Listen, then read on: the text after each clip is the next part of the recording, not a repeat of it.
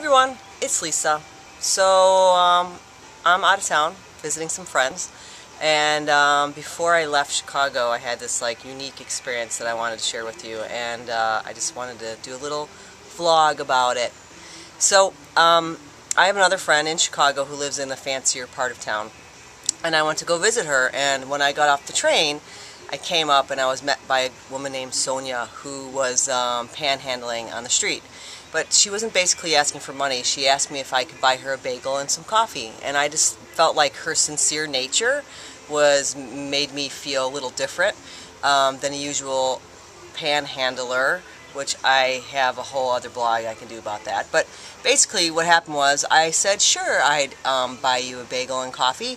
And so we went to Dunkin' Donuts, and I was negotiating a bagel with her because I wanted her to eat something different than a plain bagel. Thought maybe a multi-grain bagel might be better. She was having none of it.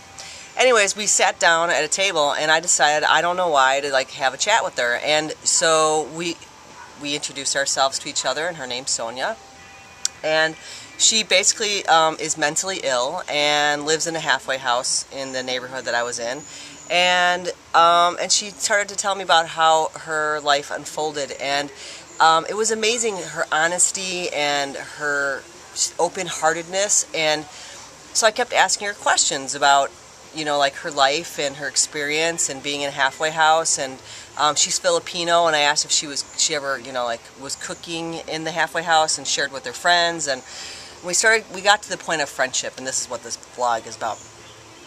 And I asked her how many friends she has, and she says she doesn't have too many because she knows this about herself, is that she becomes very attached to people, and people really, she loves them deeply. And when they leave, which is a sad story, but when they leave, she says she has a mental breakdown. And I just feel like she has intense sadness, and but I mean, it could be a mental breakdown. I mean, I'm not Sonia, right? So, but the thing about it, what really got me about that story was, I mean, that was really a little heart-wrenching moment. But what got me about the story was that I have to switch hands because my arm's getting tired.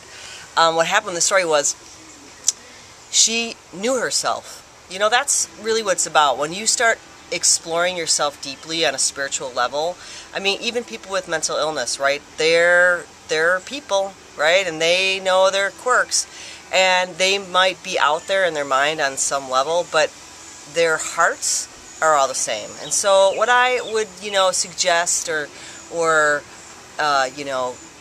want for everyone who, listens to my blogs or reads my blogs and just, listens to me when I give speeches and stuff, is really to explore themselves on a deeper level.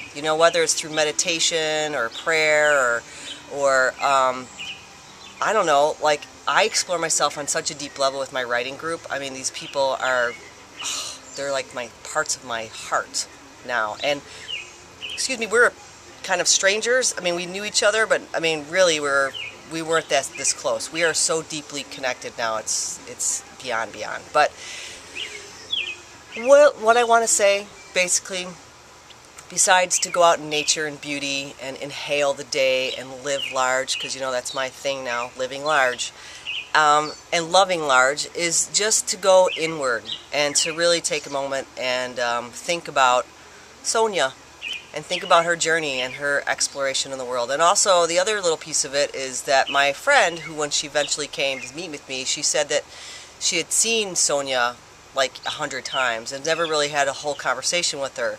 And so that's the other thing I would love for everyone to do, is to maybe take a moment and have a conversation with someone that you normally wouldn't have to have a conversation with. Not like a homeless person.